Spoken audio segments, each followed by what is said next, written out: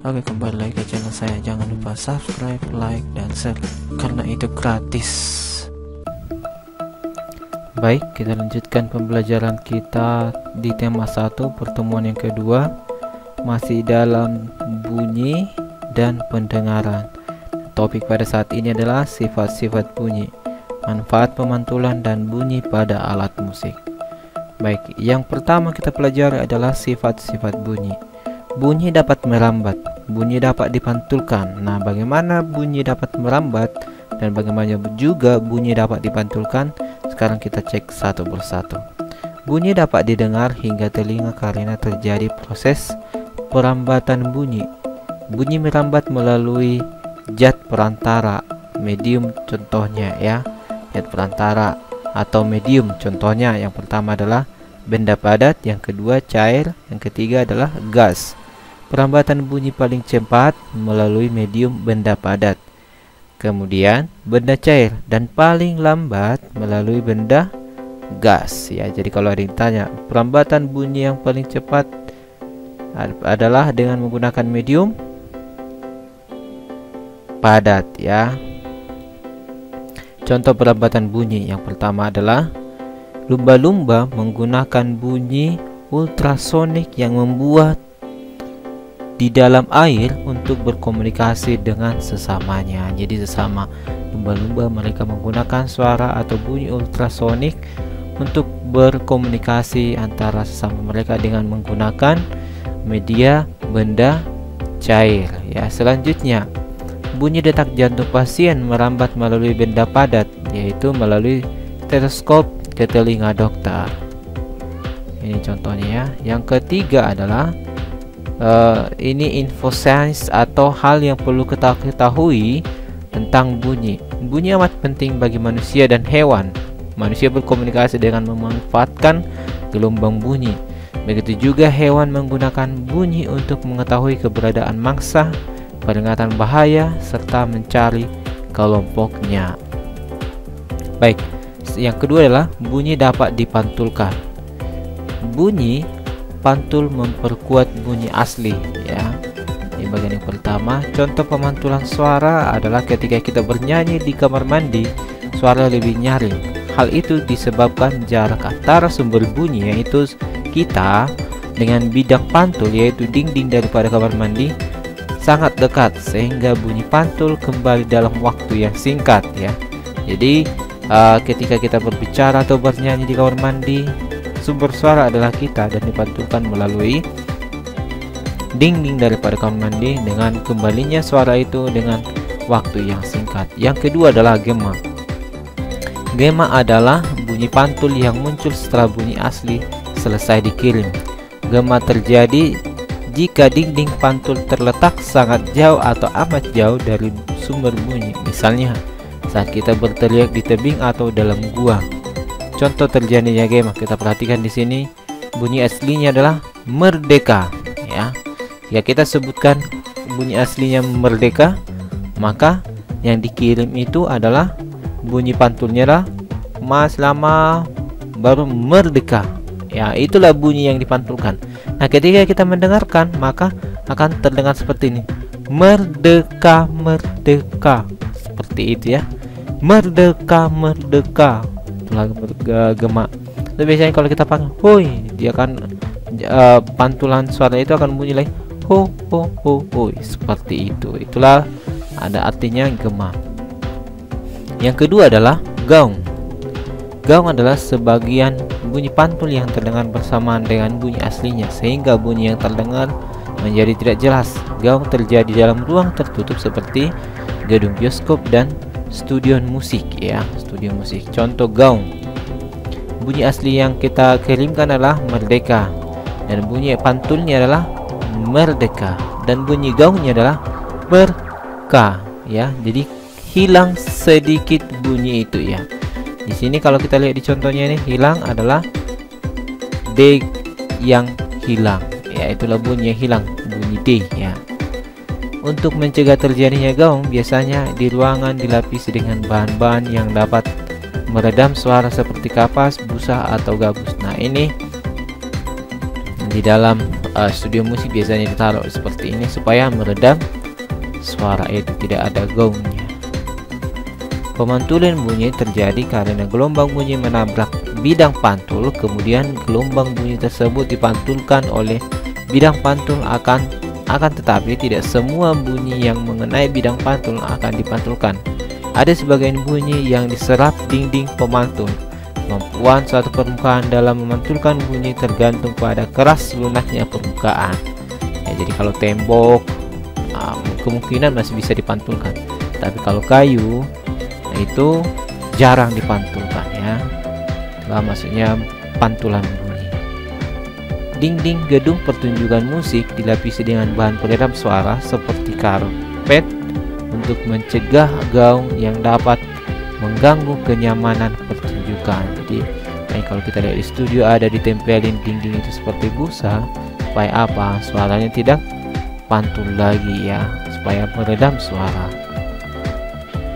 Oke, sekarang kita manfaat dari pemantulan bunyi ya. Tadi kita sudah belajar tentang jenis-jenis atau sifat-sifat pemantulan. Sekarang kita masuk ke manfaatnya. Untuk apa sih pemantulan bunyi? Yang pertama adalah pendeteksi keretakan pada logam. Nah, ini biasanya dipakai di dalam pesawat ya. Pancaran gelombang ultrasonik digunakan untuk memeriksa retak-retak tersembunyi pada bagian pesawat terbang. Dalam pemeriksaan tersebut, bagian pesawat diperiksa untuk menghindari hal-hal yang dapat membahayakan penerbangan. Jika ada retakan pada logam, pantulan ultrasonik akan terdeteksi. Ya, retakan tersebut kemudian diperiksa dan segera diatasi sebelum pesawat diizinkan terbang. Nah, manfaat yang pertama adalah mendeteksi pada logam, ya, bunyi dengan menggunakan bunyi ultrasonik. Yang kedua, USG. Dalam bidang kedokteran, gelombang ultrasonik dimanfaatkan untuk melakukan pemeriksaan medis atau ultrasonografi atau disingkat biasanya USG. Misalnya, pemeriksaan kandungan pada ibu hamil. Alat pemindai ultrasonik akan diletakkan pada kulit perut ibu atau pada kulit perut ibu itu. Pada layar monitor akan tampil kondisi janin dalam rahim ibu. Terlihat seperti ini ya. Pemeriksaan dengan USG pada ibu hamil, pantulan gelombang ultrasonik kemudian akan diterjemahkan menjadi gambar yang dapat dilihat pada layar monitor. Oke, paham ya sampai sini? Yang selanjutnya, mengukur kedalaman laut. Untuk mengukur kedalaman laut, kapal memancarkan bunyi dari alat yang ada di dasar kapal menuju dasar laut. Bunyi yang telah sampai di dasar laut akan dipantulkan dan kembali diterima oleh alat tersebut. Perhatikan ini ya. Ini bunyi yang datang di sini, maka dipantulkan ke sini. Jadi bisa dihitung jaraknya ini ya, jarak dari sumber bunyi ini ke dasar laut dan dipantulkan lagi. Kedalaman laut dapat diukur dengan cara menghitung waktu yang diperlukan oleh gelombang bunyi ketika dipancarkan dari kapal sampai ditangkap kembali oleh alat detektornya. Baik, itulah manfaat pemantauan bunyi. Yang selanjutnya adalah mengetahui kedudukan benda di dalam laut. Dengan mengarahkan gelombang bunyi ke dalam laut, dapat diketahui benda-benda yang ada di dalam laut, misalnya kapal selam dan kelompok ikan. Kita perhatikan, ketika kapal ini memberikan atau membunyikan bunyi ya, maka itu akan dikirim ke dasar laut dan ini akan memantulkan gelombang atau memantulkan bunyi itu ke sini ya, ke kapal ini lagi. Kedudukan kapal selam dan kelompok ikan dapat diketahui dengan memancarkan gelombang ultrasonik ke dalam laut. Baik, bunyi pada alat musik yang pertama kita pelajari sinilah gitar. Gitar merupakan alat musik yang dimainkan dengan cara dipetik senarnya. Bagian paling penting dari gitar adalah badan gitar. Ruang di dalam bahan gitar berfungsi untuk memperkuat bunyi asli senar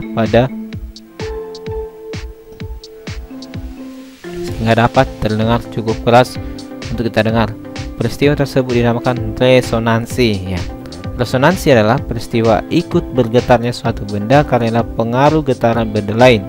Resonansi dapat memperkuat bunyi asli suatu benda.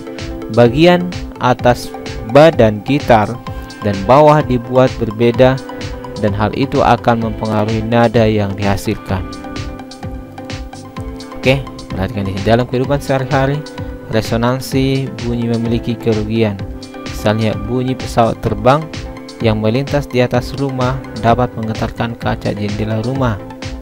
Ya, jika frekuensi bunyi pesawat terbang sama dengan frekuensi alami kaca jendela, maka getaran tersebut dapat memecahkan kaca jendela. Ya, ketika ada pesawat terbang dari atas rumah kita contohnya, nah itu akan bergetar ya. Bahkan di sini jika frekuensinya sama, maka kaca itu bisa pecah. Kalau kita perhatikan dulu gitar ini ya. Proses terjadinya bunyi pada gitar yang pertama adalah senar gitar. Senar gitar bergetar karena dipetik, ini senarnya ya. Ya, yang nomor satu. Kedua, getaran menuju saddle atau bridge. Nah, getaran yang dipetik di sini menuju di sini, menuju bridge. Ini bridge namanya ya. Nah, getaran menuju bridge, badan dan ruang gitar. Nah, dari sini perhatikan, dari bridge-nya ini masuk ke dalam ruang gitar ini, di dalam ini, dan keluar. Resonansi udara di dalam badan gitar memperkuat bunyi asli senar. Jadi ketika dipetik senar satu, maka itu dia akan dikirimkan ke bridge bunyinya, baru dari bridge ini akan dikirimkan ke ruang resonansi ini, ke ruang suara ya, di dalam ini ya, seperti tabung ini, dan akan dikeluarkan melalui lubang ya, lubang yang ini dengan sudah diperkuat suaranya, maka suara gitar yang dihasilkan mengikuti suara senar ini. Baik, itulah pada alat musik gitar. Sekarang kita ke perkusi. Kalau kita lihat perkusi yang dipukul adalah ini kulitnya itu, atau seperti plastik ini ya. Bunyi dari perkusi akan diperkuat melalui ruang resonansi kalau ada tabungnya ini. Nah, kalau tidak ada ini tabungnya ini, maka ini tidak akan berbunyi. Coba kita pukul, kalau kita punya gendang, kalau kita pukul hanya ininya aja ya, tanpa tabungnya ini, maka tidak akan ada suara. Baru trompet ya. Bunyi trompet berasal dari aliran udara yang menggetarkan ruang tabung trompet. Pengaturan nada dilakukan menutup lubang yang ada pada gia di atasnya ya. Baik, sampai di situ pembahasan kita tentang sifat-sifat bunyi dan juga manfaatnya di dalam kehidupan kita sehari-hari, dan juga bunyi pada alat musik. Baik, sampai di sini pembahasan kita. Jangan lupa like, subscribe channel ini supaya bisa berkembang dengan baik. Sampai bertemu kembali.